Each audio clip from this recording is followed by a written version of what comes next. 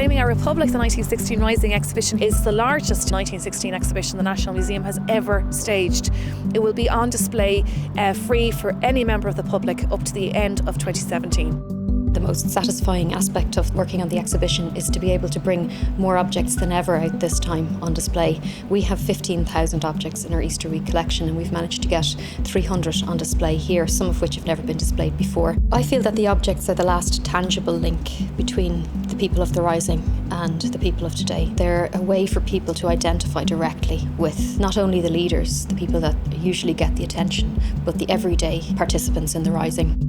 Our exhibition is unique because we place the personalities and people of 1916 with the politics of that period. So when one comes to the exhibition here, you'll find not only the objects which you come to expect, military uniforms, political speeches, but also very personal objects which were donated.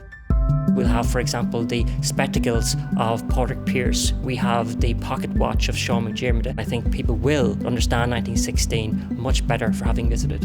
If you want a totally well-rounded view of what took place via the actual material culture or objects used by the individuals involved in the 1916 Rising, this is the exhibition for you.